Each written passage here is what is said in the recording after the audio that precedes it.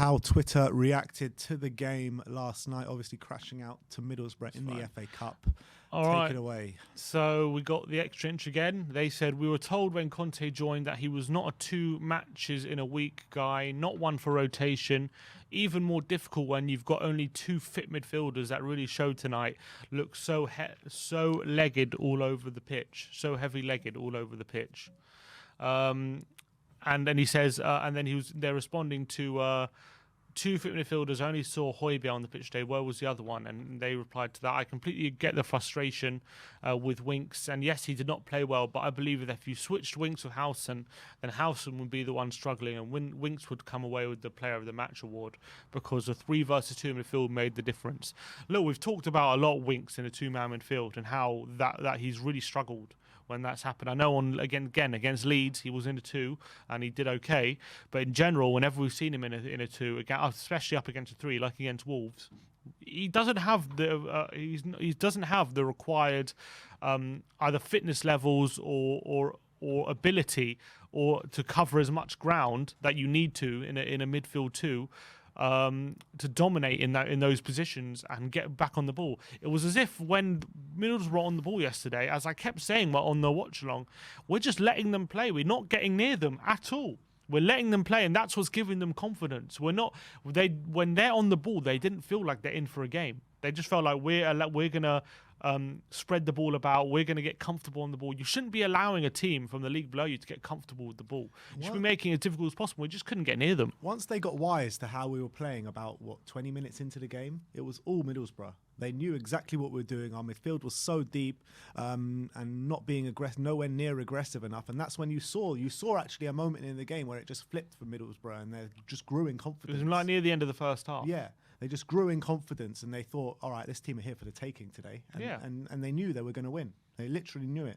Yeah, it's as if it was like a flip switch. And they were like, actually, we don't need to rush. We can actually, they're going to allow us to control the ball. Exactly. We can outnumber the midfield.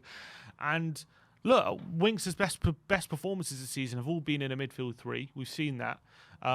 So as much as he is getting slaughtered yesterday, and rightly so, because his performance was really poor, does this formation suit him? Winks? Don't think so. I don't think it does. I mean, I don't know what formation does suit him. Maybe the 3-5-2. Yeah, that's what I'm saying. The 3 in the middle. We don't have enough personnel to play that. That's the problem. So then we're forced to play a 3-4-3, which only probably 3 of our midfielders are comfortable with, not 4 of them. Yeah. So that reduces our options even more. But that's what we said when at the end of the transfer window. You know, a lot of people were coming on saying, "Oh, this is a brilliant transfer window." Blah blah blah blah blah. Like, how can it be a brilliant transfer window when one of the systems that we were using quite well, by the way, before January, some of our best performance of the season came in that system. How can it be a good transfer window when that system is now out the window? Mm-hmm. Now out the window with the players that we've got rid of. Yeah, and the players that we've brought in. Can't play it. It's ridiculous. Can't play it. And yeah, but do you agree with what they're saying, that if you put Winks in the 3-5-2 and Johnny Howson in the 2 in the Tottenham's 2, the roles would have switched. I completely agree with it. Yeah, I agree with it too. LJ1882 says, facts. We have 2 good midfielders. Facts. We have 2 very good players, and when they play poorly, we don't win. 2, majority of the rest are bottom half of the table / championship level players. 3, we've had so many managers with the same results. They're not the problem. 4, the damage done by Levy's transfers is irreparable. Is it irreparable? I mean, there's a strong case for it that it is irreparable, because what happens when we don't make Champions League, or maybe not even Europa League at the end of this season? What kind of quality players are going to look to come here? What kind of quality players can we bring in? We've let this squad fester for so long now. 8 of these players in this squad were signed by Pochettino, right? And those 8 players, it's not like they were like high flyers in Pochettino's team. They were like on the brink of his squad that weren't even making the squad. When you look at Ben Davis, Davinson Sanchez, Harry Winks, the rest of them, there are loads of them. The players that were signed by Jose Mourinho in the Matt Lucas Moura, even you can put in that category. Yeah, Lucas Moura was on the brink as well. Yeah. So like all the players, the only ones is Kane and Son, right? That one's in the first team. Everyone else was like a second par player under Pochettino. So when you let that squad, even Dyer, yeah, that's correct. Even, you know, a lot of them, and he's like our number one guy in the defense now. I mean, when you look at the squad and how we've let it fester so badly, the proof is in the pudding. The thing is with Dyer, he's our number one. He's pretty much our number one centre back, but that goes more to show the decline of the squad rather than how good he's become. That's the reality. Completely agree. That's the reality. And when you're looking at players that you can upgrade, just because Dyer's our number one centre back at the moment, it doesn't mean he's not upgradable, because he damn well is upgradable. 100%. And this isn't about shitting on Dyer. I don't think he was bad yesterday. No, Dyer was probably one of our better players yesterday. But like Dyer being central to our defence is not evidence of his quality. It's evidence of Spurs' recruitment being a shambles. And that's just facts. And even when you look at other players that are mainstays in this team, like Pierre-Emile Højbjerg. Even Davies is now a number one player. Exactly. Now. But look at even like someone like Pierre-Emile Højbjerg, who a lot of people would maybe say, you know, I know there's a lot of stuff going on with Højbjerg and his performance last night, but when you look at Højbjerg, he is, you know, one of the first names on the team sheet for Antonio Conte. And when you look at the team that we went to the Champions League final with, the team that were challenging for top end of the Premier League, we had Wanyama and Moussa Dembele, right? Højbjerg doesn't get a sniff in that team. No chance. He's nowhere near as prime as Wanyama. Nowhere near. And he's obviously nowhere near Dembele, that's for sure. So yeah, I'm definitely right. Noz Ahmed, when I die, I want the Spurs team to lower me to my grave so they can let me down one last time. That's pretty funny. I appreciate that. Darren Lewis says, when the Spurs players moved on at the end of the season are shown when the Spurs players moved on at the end of the season are shown the door, they can have few complaints. They've had ample chances, winnable cup ties, successive managers, and flop time and again. Squad needs a massive reboot. Pochettino vindicated yet again. And I think like under Poch, it used to be the case where we'll get to semi-finals and stuff, and obviously I know near the end we lost to Colchester, we were losing to Colchester and stuff, but pretty sure like in Pochettino's prime, you know, we lost to Chelsea in the League Cup semi-final, we lost to United and Chelsea in the FA Cup semi-finals. Like, we were getting only so far, but only the best were beating us. And now it's like we're getting dumped out by Zagreb, we're getting dumped out by Middlesbrough in the FA Cup. We did go out to Ghent in Europa League under Poch. And we did go out to Ghent, yeah, it's true. But most of the time it was we got quite far, I would say. We were losing to very good teams. And now it's like we're losing to rubbish. Yeah, I Norwich. Mean, We were lost times under Poch where we did go out to you know, teams that you think we should be like. In that year, we lost to Ghent. We got knocked out in the Champions League group stages in a group where you really thought we should have gone through. So that season, we definitely went out. When we lost to Leicester, who was our manager in the FA Cup? Was that who was that, mate? Was it Redknapp? No, that was Poch's first year. Was that Poch exactly? That was his first year, though. Yeah. Still, this is Conte's first year. Yeah, true. So, no, I'm not blaming Conte for it. I'm just saying it maybe shows where this, like, we're like, you know, the last few times we've got knocked out of the FA Cup, like, we should not have been getting knocked out. Norwich at home. Yeah, Norwich at home on penalties. Yeah, last season we played Everton, like, we should not have lost that game, and yesterday as well. Really, and do you think actually, considering we lost to Borough yesterday, does it maybe put more different context on Mourinho getting to the League Cup final last season? Not really, because I think because I think we had a really easy run. But we just lost to Borough. Yeah, I know that, but look, we beat Brentford in the Championship in the semi-final. You got promoted to Premier League. Yeah, they got promoted. I know we beat Chelsea on penalties in the first round, and we beat Stoke away. Yeah, but I think you got to expect to win those games. I know we've just gone out to Borough, but there's no expectation with this squad. And he did it with a worse squad. Well, is it worse? He did it with a different squad. He had a backup striker. He had Gareth Bale, who was scoring goals. I mean, I don't think it says too much, because I think on another day, with maybe a few of our players back, with a Bentancur and whatever, I think we could have won that game last night. And we got to the League Cup final under Jose Mourinho, and we had quite an easy run to the final, let's be honest. Yeah, but clearly you can't take any game for granted. That's my point. No, you can't. Yeah, you're right. That's what we're clearly seeing at the moment. So maybe it should recontextualize it. But I do think that that all these people that were, shitting on Jose Mourinho for his whole tenure at Spurs, I think it's clear to see Jose was clearly not the problem. I think, considering what we've seen this season, I think Jose's done all right. Yeah, I agree. Honestly, first of all, he was sacked when we were. I know we ended up finishing 7th, but I think we were top 6 when he got sacked, if I remember rightly. We could have done better in a few games, but most of the time it seemed we were in touching distance of the top 4 when he got sacked. Yeah, and it seemed like most of the time in most games we were very competitive, and at least we were winning in a lot of games and end up giving it away late in the games and whatever. If our fitness levels were like they are now under Mourinho, I think we probably would have made top 4 last season. I think a lot of the games we were probably more in control last season than we are now. Yeah, you know what I mean? Yeah, and I think Jose didn't do a bad job here, and a lot of people will be like, "Oh, he was toxic, he was this, he was that." If he came out with half the stuff that Conte is coming out with, exactly. If Jose is our manager this season and he's saying the stuff that Conte's saying, people will call him toxic. End of the day, we've now had 2 unbelievable 2 serial winners come to this club, and what we're going to do? We're going to say they're the problem and not us. You know what I mean? Clearly the club is the same wrong. It can't be every single manager's problem. Pochettino got the same tune out of this team in the last year of his tenure. Mm-hmm.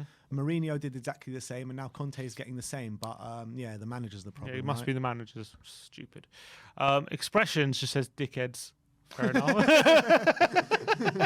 It's his birthday today. So happy birthday, Expressions. Much love, man. Here is a picture of Emerson's defending for the final goal. Doesn't know much about a defensive line, I don't think, does he? Don't think anyone really does, judging by that picture, but especially Emerson. Yeah. Keeping what's his name onside. Was Harry Kane onside yesterday, by the way? Because I'm seeing a lot of people saying he's onside, but I have to watch it back. But from what I saw, he didn't. He looked just off. But the angle was hard to tell. It's how from what the camera angle they showed. So I'm not 100% sure. Emerson, I'm not going to lie, he really pissed me off yesterday when he came on. So bad when he came on yesterday. He was terrible. Didn't do one thing right, and he did some really brain dead things where he gets the ball in space. You're like, okay, now you got a chance to run at a fullback or do something. Show a bit of quality. And yesterday was one of the first times for me when I really started to realize, okay, maybe he is that shit. Maybe he isn't going to improve, because that really did worry me yesterday. BR Football just says, lose 3 straight league games, beat Man City at the Etihad, then lose to relegation fighting Burnley, then crush Leeds and knock out to Burnley. You never know what Tottenham you're going to get. And that's a picture of Harry Kane in Forest Gump uniform. I think you do know what Tottenham are going to get whenever teams let us have the ball. When teams let us have space and let us play on the counter-attack, that's going to suit us. And that's what we've seen this season. But whenever we get asked to have the possession of the ball and take the game to the other team, that's when we fall flat every single time. That's what I'm saying. Yesterday wasn't even that. They didn't let us have possession. But when you're coming into the game yesterday, that's what you're thinking. That you're thinking that we're going to dominate the possession coming into this game. I know the game didn't actually pan out like that, but I actually think in the opening half an hour, Middlesbrough were expecting that. I think it's very similar to the Wolves game. In terms of, except for Wolves, he changed after half an hour when we were 2-0 down, and this time he waited till 80 minutes. I think we couldn't get close to them. I think they dominated in the central areas. It was very easy for them to keep possession and hold it and build confidence. And just like against Wolves, when against Wolves, we switched after half an hour and then we gained a bit of control back. We only gained control in the last 10 minutes of the game in this time, because we changed it in the last 10 minutes. We should have changed it, way, way earlier, and that was really frustrating. He didn't see that. Yeah. Mike Fretton, he's replying to Tottenham. What did Tottenham? So Tottenham, they posted a result, and he said, I'm not even embarrassed because you do it every single year. See you for the same shit next season. Great. Yeah, you're probably right. Charlie Eccleshare says, I was surprised to learn that Son has 6 goals and 4 assists in his last 11 Premier League games. Feel like he's been off colour for many of those games. Maybe, and he was again tonight. Maybe that's a sign of how good he is, that he's still got end product even when he's not at his best. Yeah, and that's why Conte kept him on the pitch yesterday, because any other player that's not producing those kind of numbers, he would have taken him off very early on. because that's how poor he was. But this is the thing. This is a big problem with us, that because we're so reliant on these players, we can't, like, for example, Man City. Yeah, if they have Sterling, Foden, and Mahrez on the pitch, if one of them's not playing well, doesn't matter who they are, they'll go off because they got Grealish to come on, or they got Jesus to come on, or they got Bernardo to come on. It doesn't matter who's not playing well. If someone's not playing for Tottenham, if Kane and Son aren't playing well, we can't take them off. We have to keep him on. And that's not to say that's a mistake from Conte to leave him on, because he doesn't have an option but to leave him on. What's he going to do? What's he going to do? Scarlet for half an hour. What's he going to do? Exactly. So, like, people say Son's playing rubbish, take him off. It's like, he can't. He can't take him off. Yeah, well, I mean, he could have taken him off for Bergwijn a bit earlier, but we needed more options up there. That's the only thing. But that's the thing. But he brought on Bergwijn to add an option, not to replace an option. And it nearly worked. But Son was pretty much hindering us every time he got the ball yesterday. So maybe in hindsight, maybe that's what he should have done. I don't know.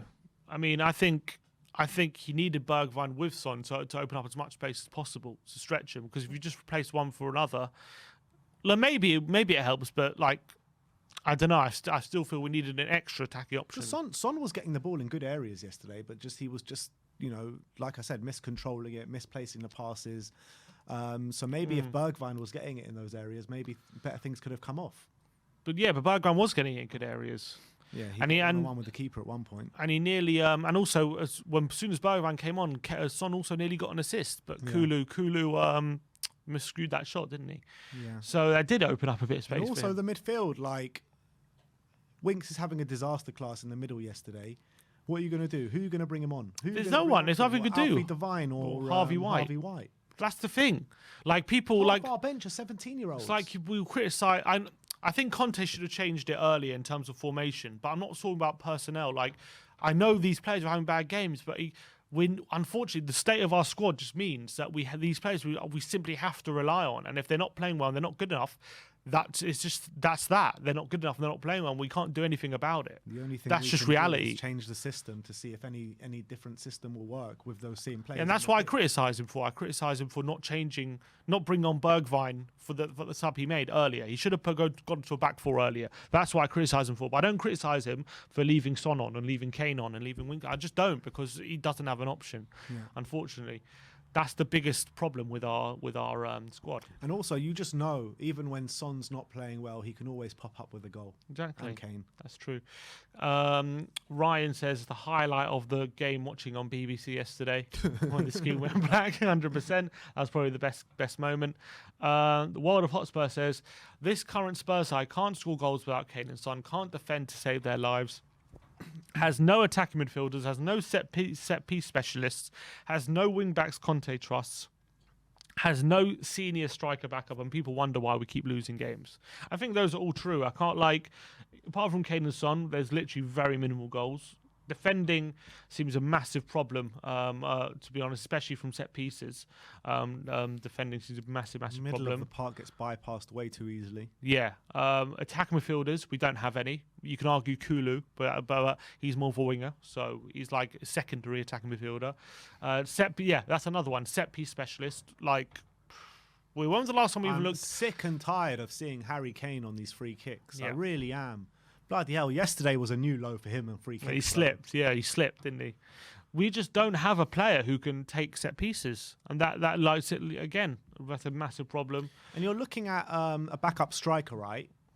12 million, someone just mentioned it in the comments, 12 million Weghorst went to Burnley for. Why are we not looking at that? Yeah. He would have been such a great option for us. Such a great option for us. If he could have come on last night and changed things. Weghorst is a brilliant player. I've got 100%. A lot of time for Weghorst. Yeah, I think he definitely could have provided something. But again, we have this excuse, if we can't find the right striker, then we're going to get no striker. We've been saying that excuse for 5 years. Yeah. All right.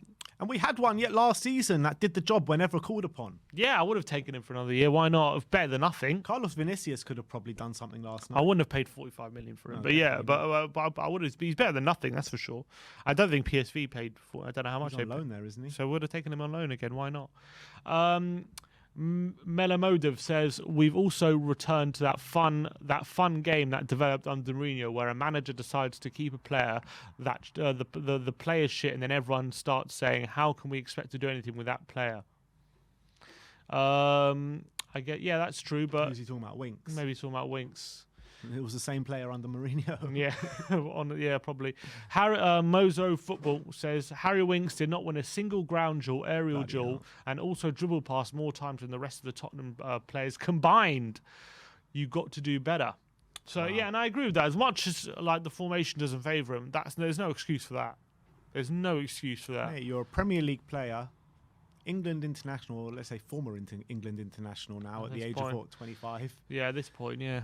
You have to be doing a lot better than what you're doing, man. It's not good enough. It's not good enough, and it's performances like that you'll relegate you to the Championship. I mean, but like you said before, if he was in that midfield 3 and Johnny Howson was in our midfield 2, then it would have been a different story. Yeah, but but I understand Winks struggling, right? But at least get 1 or 2 ground duels. No 0. Like, come on, man. That's unacceptable. Yeah. Dribble past 5 times. At least get 1 or 2. Like.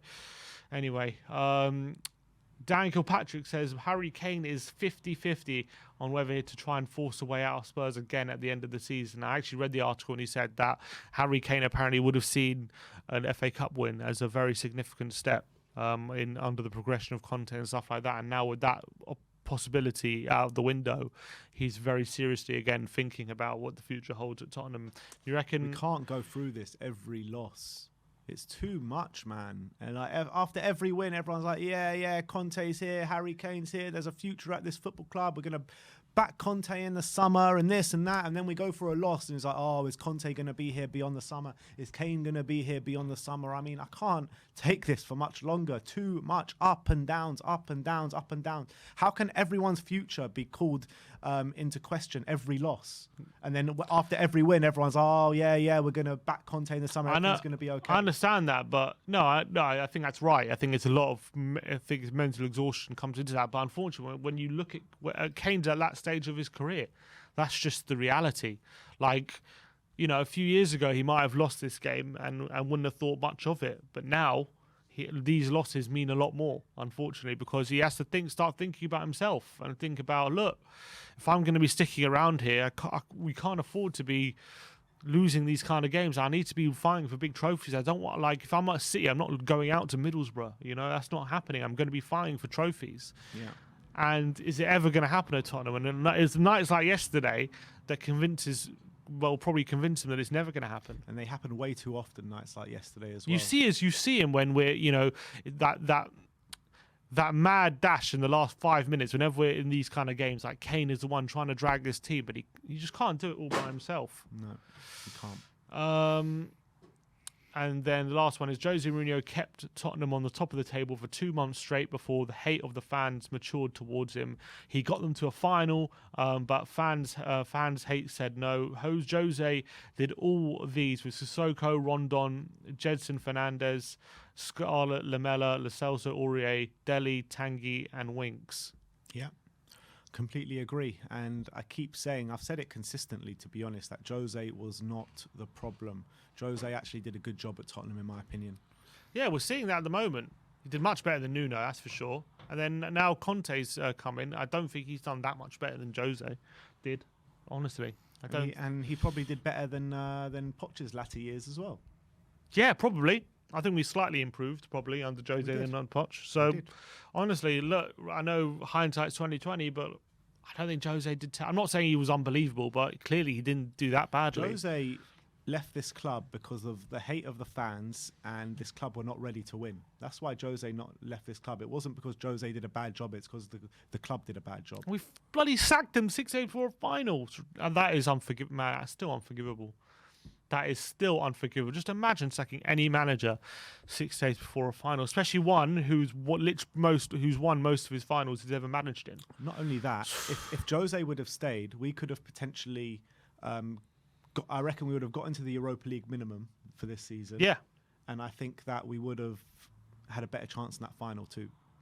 100%. 100%. That's not saying like I'm unhappy with Conte, because I'm much happier with Conte than I was with Jose, because I think Conte is that much better than Jose. No, I agree Mourinho. with that. I agree with that. But the fact of the matter is, this club failed Mourinho. He didn't fail us. Yeah, I honestly, looking back, I honestly like the football, like the play under Jose really wasn't as bad as we remember it to be, I think. Anyway, all right, that's it. All right, so that is how Twitter reacted to the damaging defeat in the FA Cup yesterday against Middlesbrough.